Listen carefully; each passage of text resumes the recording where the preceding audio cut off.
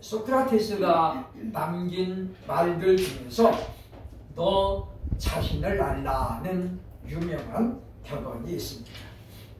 이 말은 자기 정체성을 올바로 알아야 된다라는 의미와 함께 자기의 주제를 바로 알아야 된다라는 의미로 사용이 되어집니다.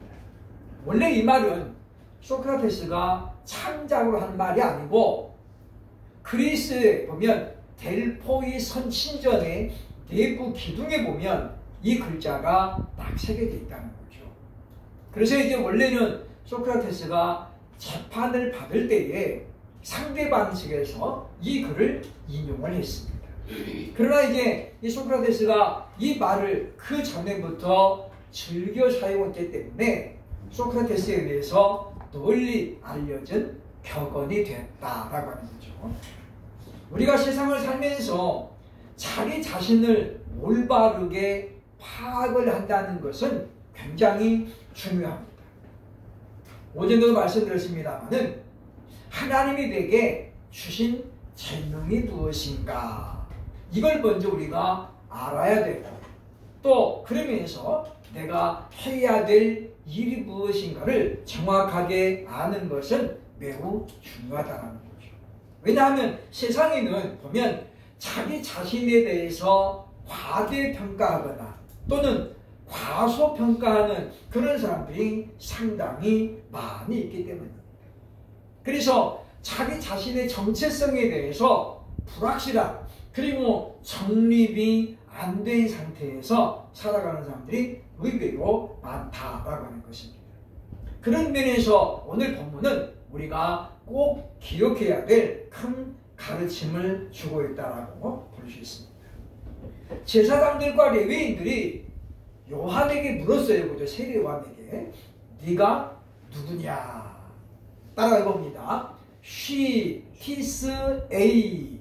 She, 너는 히스가 누구냐 그 말이죠. 그죠? 그러면서 A입니까? 라고 하는 거예요. 맨 밑에 지금 저 마크가 헬라어로는 물음표예요. 물음표.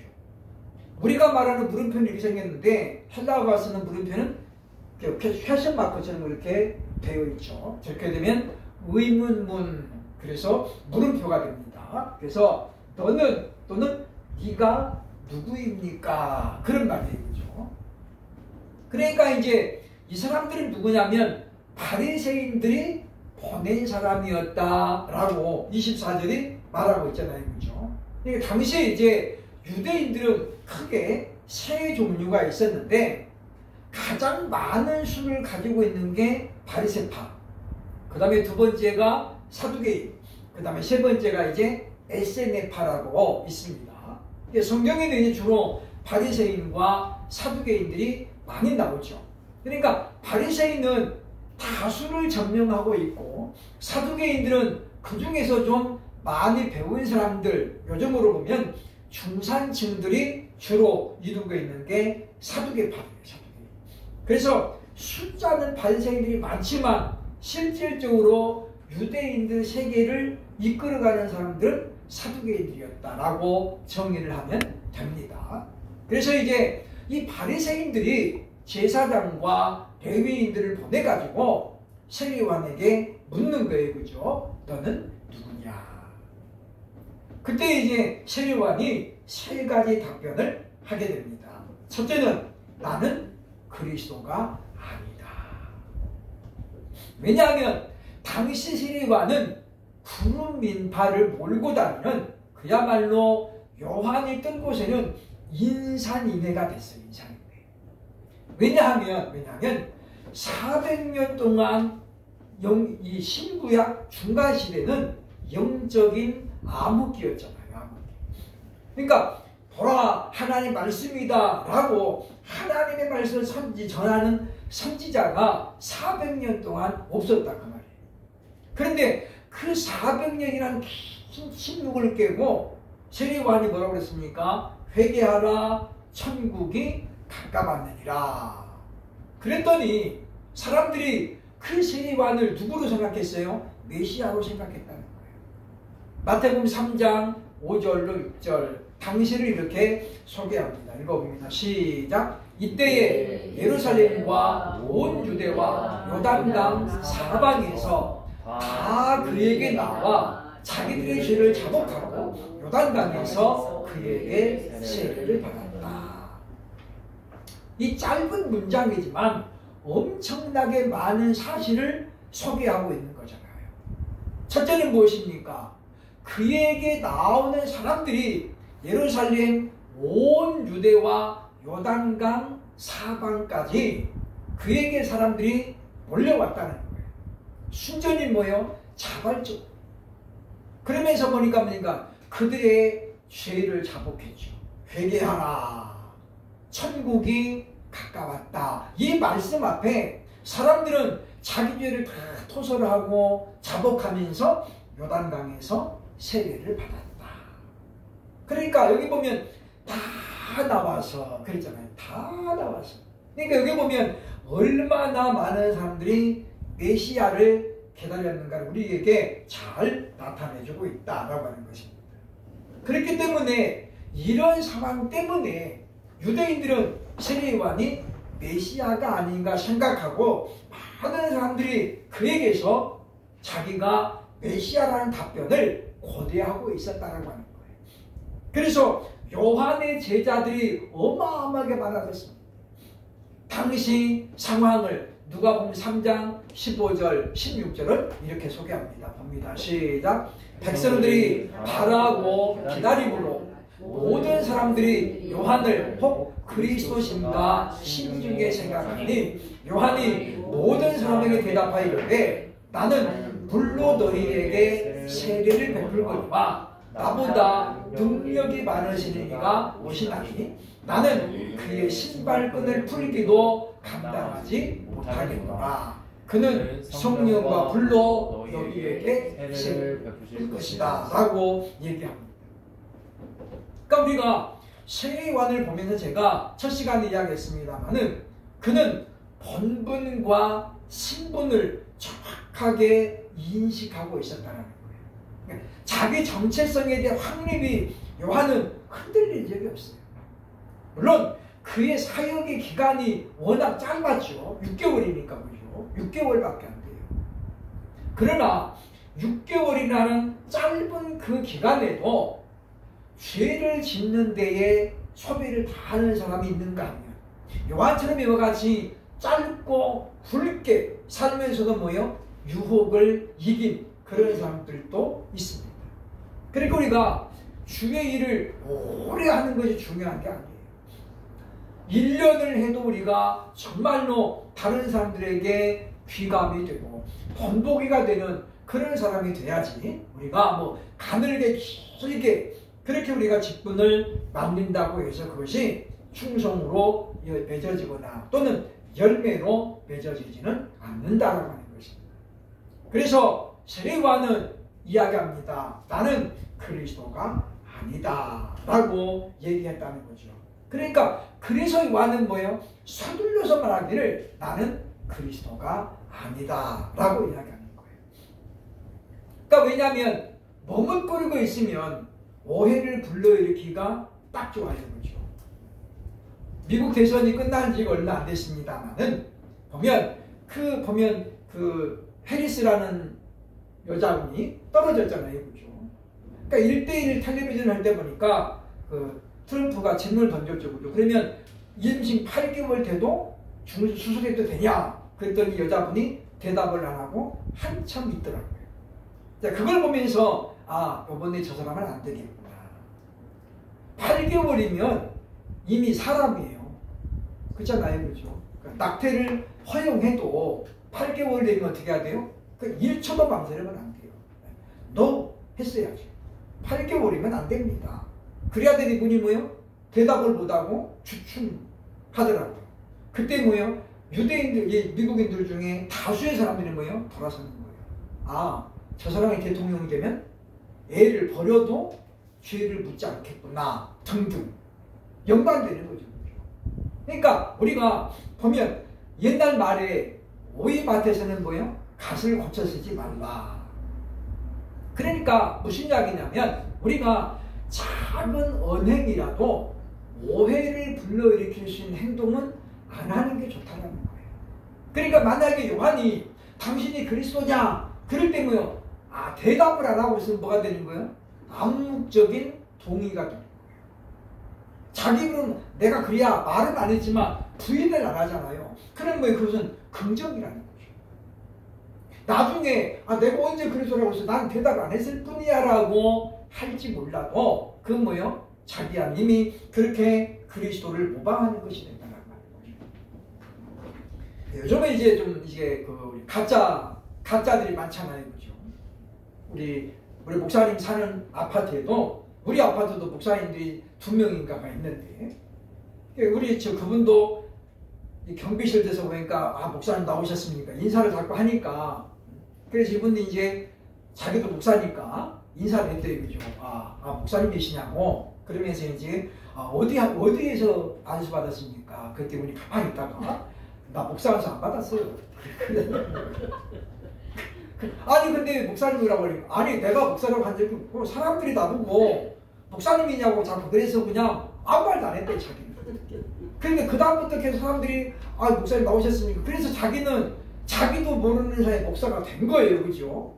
그래서 우리 목사님 그랬대요, 그죠? 그러면 아니면 아니라고 해야지 왜 묵인하냐? 그거는 목사를 사칭하는 것이요. 그러니까 세례 요한에게 묻잖아요. 당신이 그리스도입니까? 라고 물을 때 요한은 즉시 대답한 거예요. 아니다. 나는 그리스도가 아니다. 여기서 우리가 성령이 충만한 사람의 특징을 우리가 알 수 있습니다. 요한은 지금 성령이 충만했죠. 언제부터요? 엄마 뱃속에 있을 때부터. 그러니까 엘리사벳이 임신해가지고 6개월 지난 다음에 마리아가 엘리사벳 집에 인사를 오잖아요, 그죠? 그때 세례 요한이 뱃속에서 힘차게 뛰노는 거예요. 그때 엘리사벳이 뭐라고 그래요?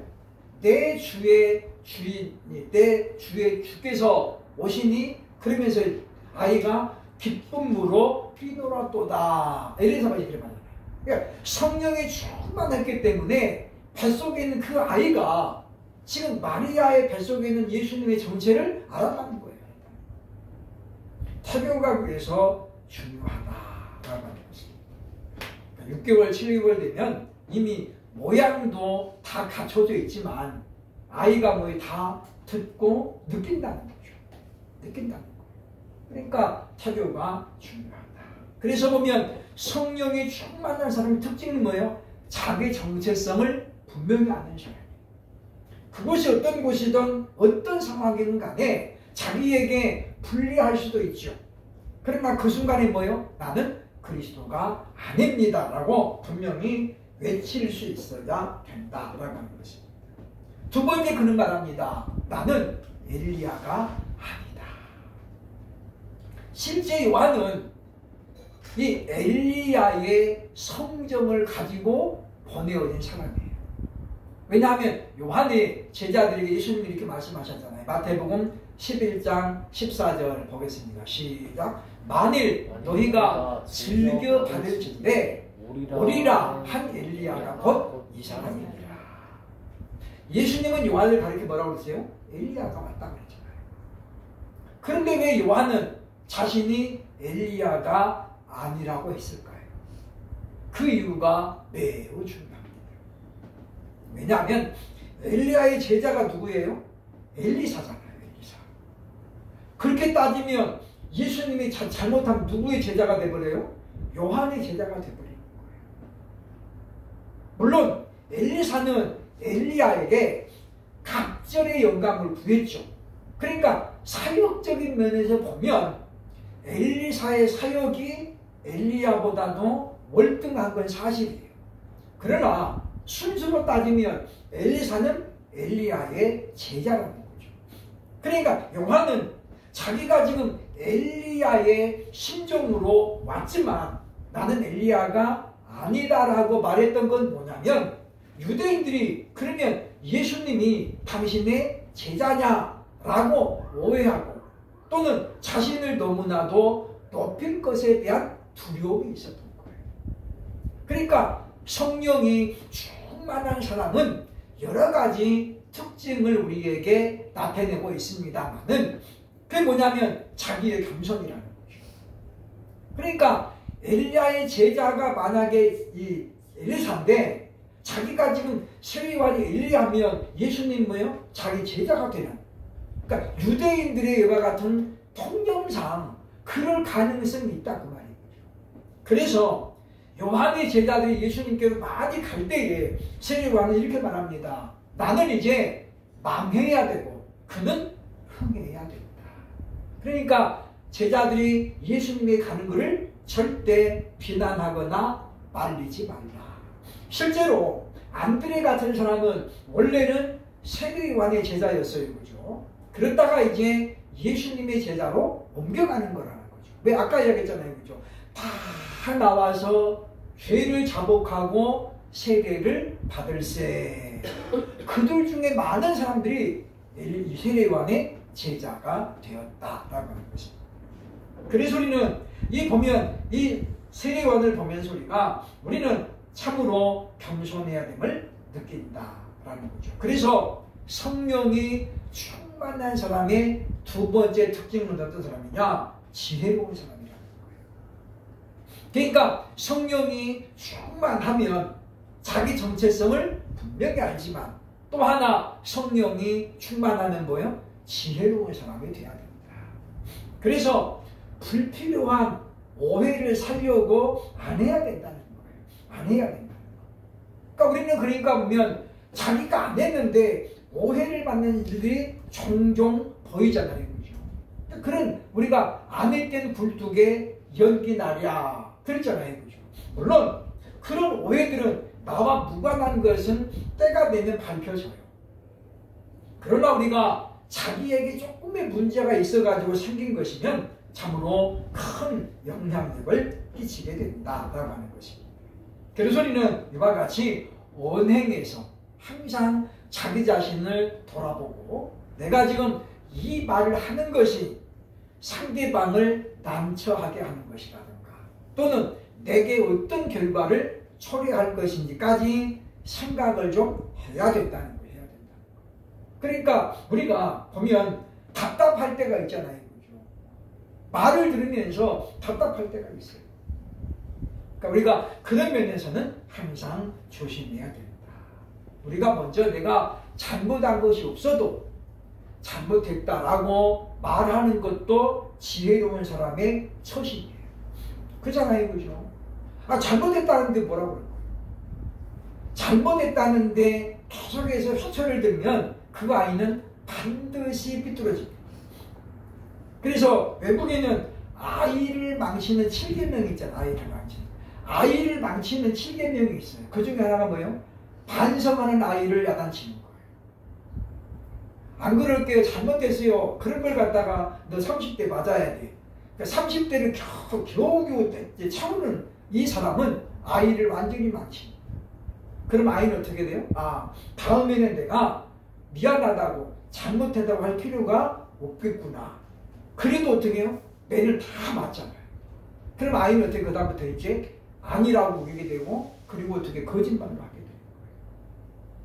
그러니까 우리는 여기 보면 이 세례요한을 보면서 이와 같이 지혜로운 사람이 되어야 됩니다. 세 번째, 나는 그 선지자가 아니다 라고 말하는 거예요. 그러니까 사람들이 묻잖아요. 그죠? 그러면 네가 누구냐? 선지자냐? 대답하되 아니라. 그러면 그 선지자가 누구냐? 그 말이죠.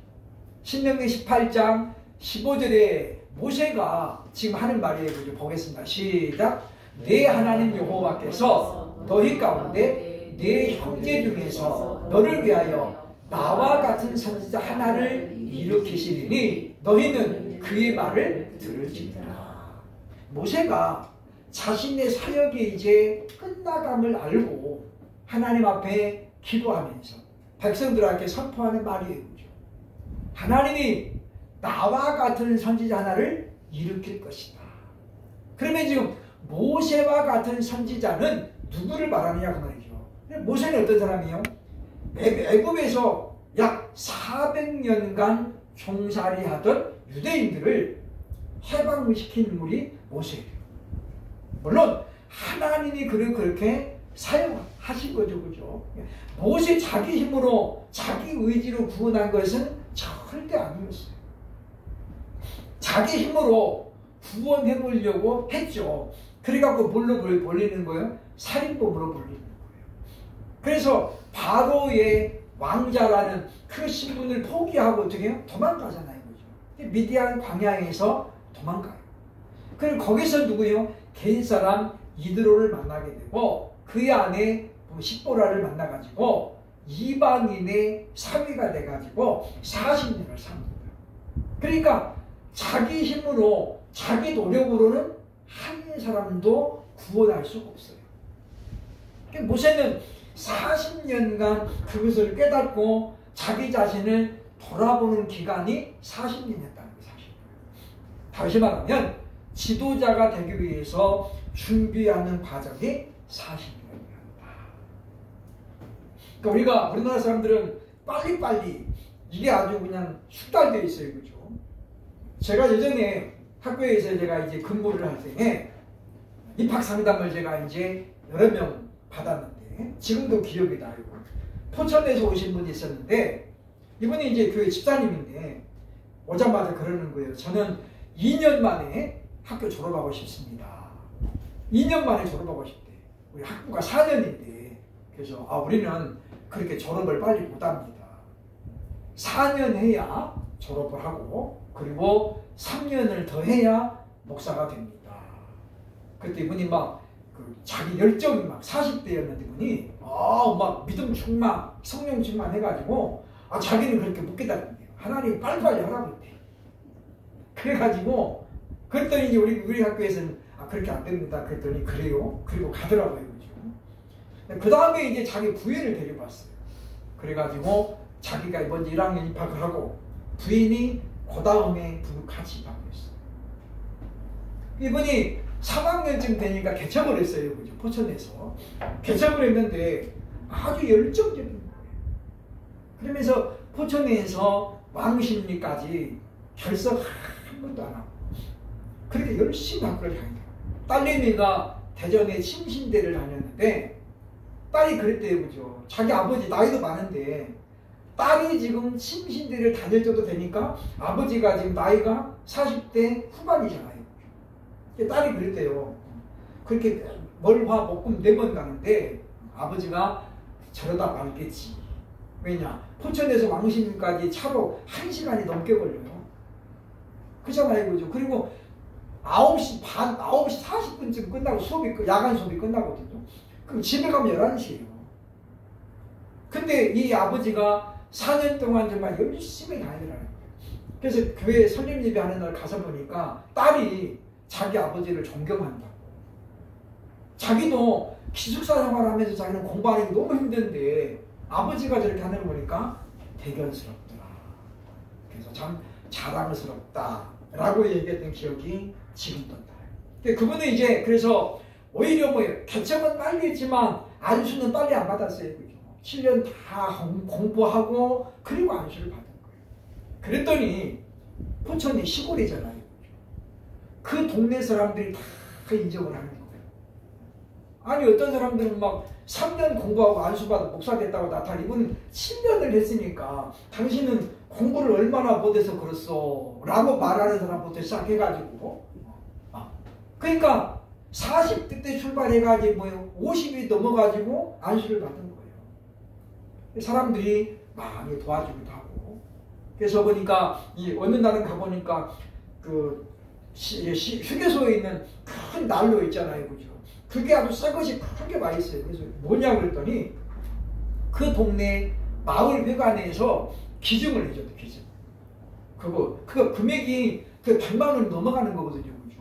큰 거를. 그래, 그거 하나 터지니까 예배당에 그냥 더워.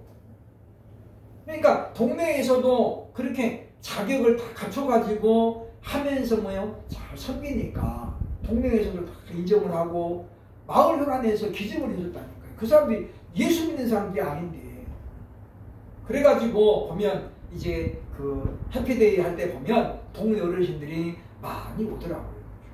우리는 빨리빨리가 아니에요.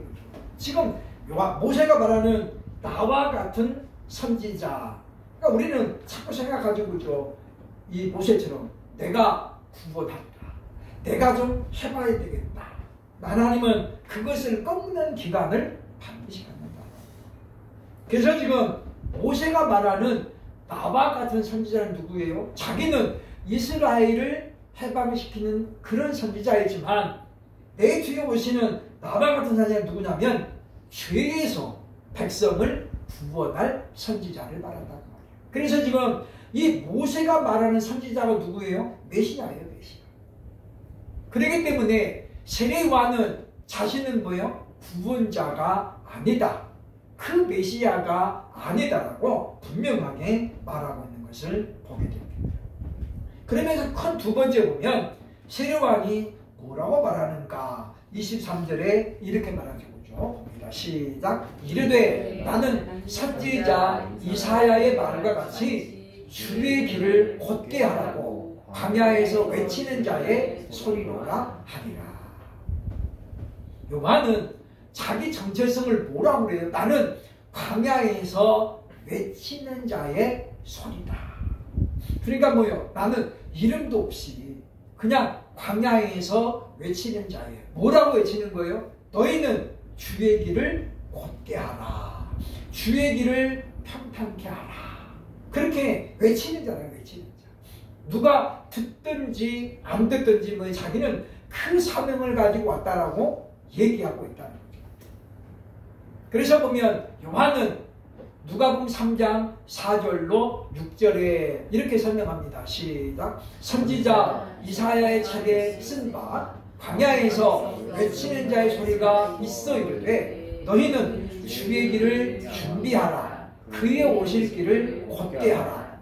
모든 골짜기가 메워지고 모든 산과 작은 산이 낮아지고 굽은 것이 곧아지고 험한 길이 평탄하여질 것이요 모든 육체가 하나님의 구원하심을 보리라 함과 같으니라. 그러니까 요한은 이 일을 하려고 왔다는 거예요. 이게 뭡니까 보면 너희는 주의 길을 준비하라. 그리고 뭐요? 오실 길을 평탄하게 하라는 거죠. 그러니까 예수님을 소개하면서 너희는 예수님 맞을 것을 예비하고 그의 길을 뭐요? 평탄하게 하는 거예요. 그 소리를 외치려고 바로 요한이 왔다라고 얘기하고 있습니다. 그래서 모든 육체의 구원을 볼 것이라고 말씀하고 있다는 거죠. 그래서 요한이 이렇게 자기를 소개하면 유대인들이 어떻게 알아야 돼요? 아, 이 사람은 선지자가 말한 엘리야의 심정으로 온 사람이구나 라고 알았어야 돼요. 그러나 유대인들은 세례 요한의 정체를 온전히 인정하지 않습니다. 그래서 예수님께서 세례 요한을 하면서 이렇게 이야기하는 거죠. 그렇죠? 마태복음 11장 11절 봅니다. 시작. 내가 진실로 너희에게 말하노니 여자가 낳은 자 중에 세례 요한보다 큰 이가 일어남이 없도다. 그러나 천국에서는 극히 작은 자라도 그보다 크니라. 예수님 뭐라고 그랬어요? 여자가 낳은 자 중에 세례 요한보다 큰 자가 없다는 거예요. 그러니까 요한은 구약시대 마지막 선지자죠. 그렇죠? 왜냐하면 예수님보다 6개월 먼저 태어났기 때문에 예수님보다 먼저 태어난 사람은 다 구약시대 사람. 예수님 이후부터 신학이죠. 그렇죠? 그래서 세례 요한은 공식적으로 구약의 마지막 선지자입니다. 그런데 예수님이 왜 요한에게 여자가 낳은 자 중에 이보다 큰 자가 없다고 했느냐? 아까 얘기했지만 요한은 겨우 6개월밖에 사역을 안 했어요. 다니엘 같은 경우는 60년을 사역했잖아요. 그리고 이사야도 60년 정도를 사역했어요. 그리고 전승에 보면 이사야는 뭐예요? 므낫세에 의해서 순교를 당했죠. 그래서 히브리서 11장에 보면 톱으로 켬이요. 그러니까 이 히스기야의 아들 므낫세는 어렸을 때는 뭐예요? 믿음이 전혀 없었죠. 그래서 믿음의 사람들을 많이 핍박했어. 그 중에 하나가 누구냐면 이사야예요. 므낫세가 이사야를 죽였는데 목을 톱으로 잘라주겠다는 거잖아요. 그러니까 그럼에도 불구하고 세례요한은 뭐예요? 물론 세례요한도 옥중에서 죽임을 당했죠. 그러나 사역적인 면에서 보면 세례요한이 다니엘보다도 이사야보다도 더 험했느냐? 그렇진 않아요. 근데 왜 예수님은 그 6개월밖에 안 했는데 요한을 이렇게 칭찬했을까? 히브리서 11장 39절로 40절이 우리에게 답을 줍니다. 시작. 이 사람들은 다 믿음으로 말미암아 증거를 받았으나 약속된 것을 받지 못하였으니 이는 하나님이 우리를 위하여 더 좋은 것을 예비하셨은즉 우리가 아니면 그들로 온전함을 이루지 못하게 하려 하십니다. 지금 여기 보면 이 사람들이 누구냐면 히브리서 11장에 나오는 믿음의 영웅들이에요. 그러니까 아벨부터 해가지고 쭉 나오면서 보면 이제 이사야까지, 이사야 이름이 안 나옵니다만은 톱으로 펴며 그렇게 했잖아요. 그죠? 그러니까 전부 다 누구예요? 구약시대 사람들이에요. 그들은 증거는 받았는데 약속된 것을 받지 못했어요. 그러면 하나님의 증거가 뭐였어요? 바로 여자의 후손으로 메시아가 오실 것이라는 그 증거를 받았죠. 근데 실제로 뭐예요? 구약시대 그 누구도 메시아의 오심을 본 사람이 없어요. 그런데 유일하게 구약의 선지자 중에 누구만? 세례요한만 메시아를 만났잖아요. 직접 메시아를 만나고 그분과 대화를 해보고 그리고 나서 그분이 오실 길을 예비한 사람이 세례요한. 그래서 지금 예수님이 말하는 것은 그런 면에서 즉 앞에 나온 모든 영웅들은 약속을 받지 못했어요. 그러니까 증거는 받았지만 약속된 것을 받지 못했어요. 그래서 뭐예요? 더 좋은 것을, 더 좋은 게 뭐예요? 메시아잖아요. 메시아. 그분을 만나보지 못했어요. 그래서 뭐예요? 그들은 온전하지 못해요. 그래서 말하죠. 우리가 아니면 그들로 온전함을 이루지 못하게 하려 하십니다.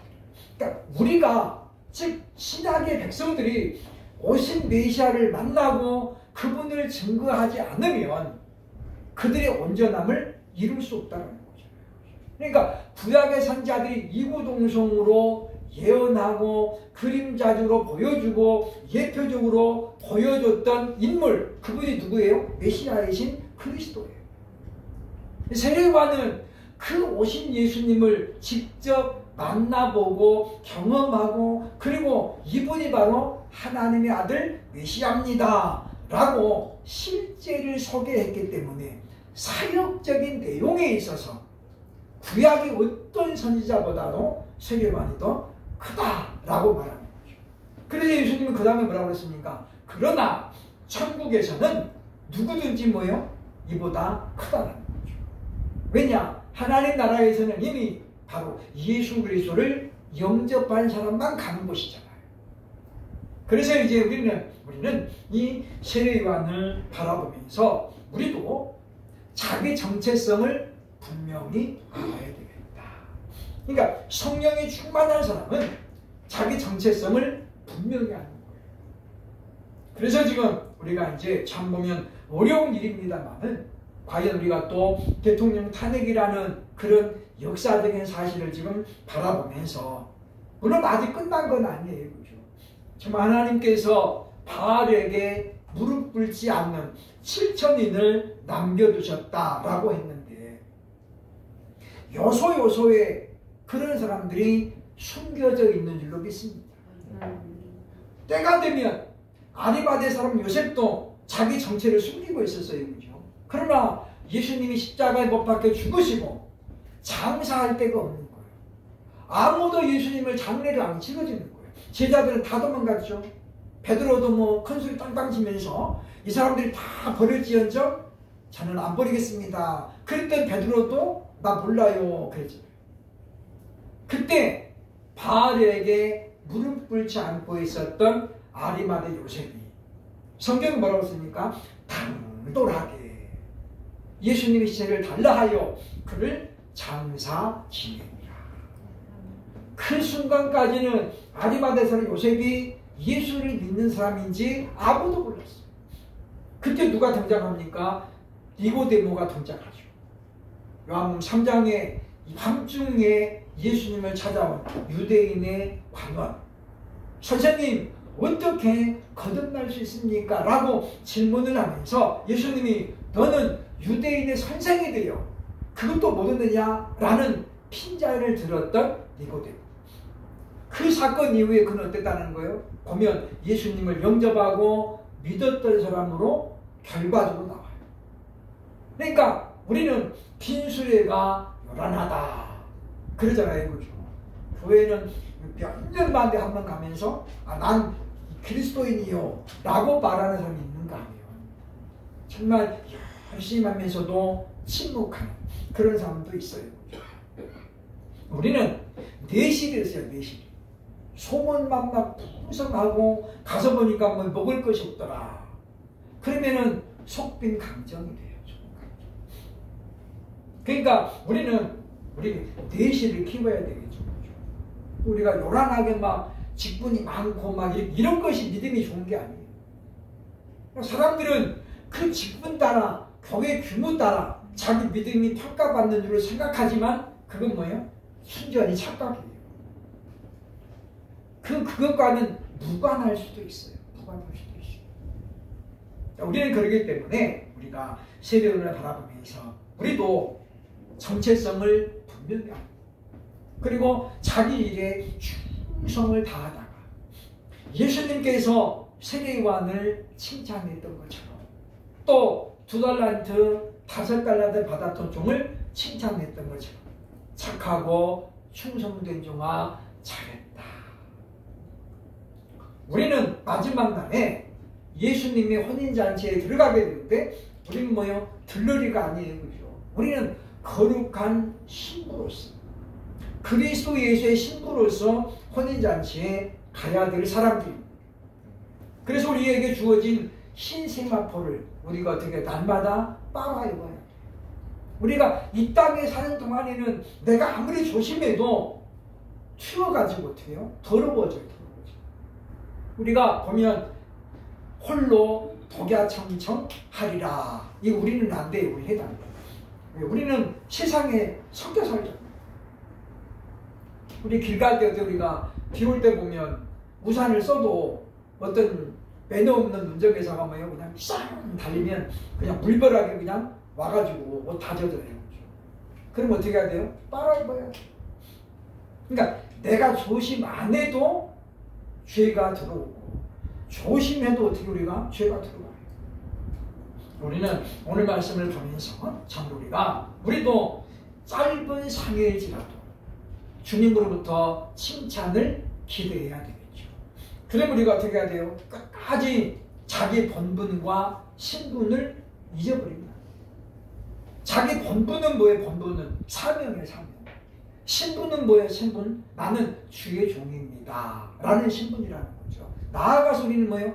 그리스도 예수의 신부라는 것입니다.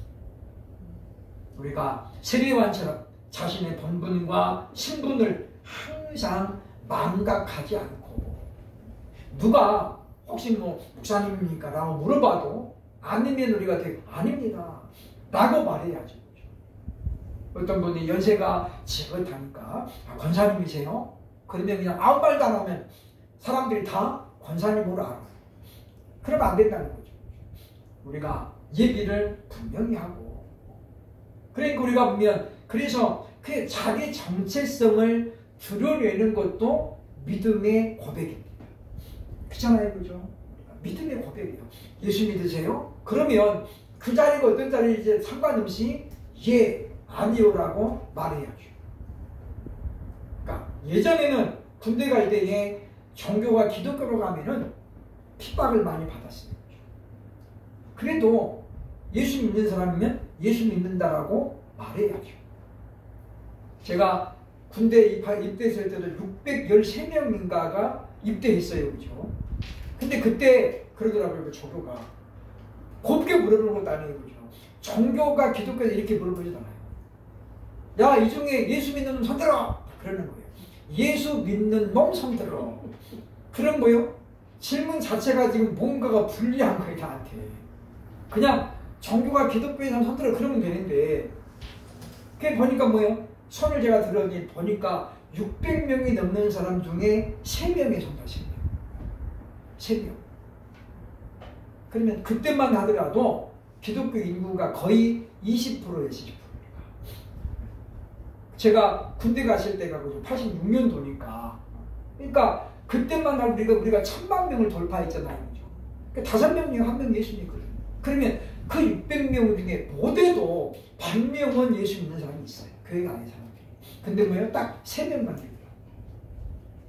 이게 뭡니까? 분위기가 지금 흠상하니까 자기 정체성을 아무도 드러내지 않는 거예요. 안 드러내요. 우리는 그래서 믿음에는 용기가 필요합니다. 손해를 볼 수도 있고 그렇죠. 그죠? 그러나 우리가 그때 우리가 내 정체성을 드러내야 돼요. 드러내야 돼요. 그렇게 해서 우리가 나는 하나님의 사람인 것을 내가 드러낼 때에 오히려 방어하게 된다. 우리를 또 세례요한을 통해 우리가 본받아야 될 부분들이 많이 있습니다만 우리는 자기 본분과 신분을 정확하게 알고 그래서 우리가 맡겨주신 일들을 끝까지 잘 감당하면서 예수님을 기다릴 수 있는 저와 여러분 될 수 있기를 주의 이름으로 축원합니다. 아멘.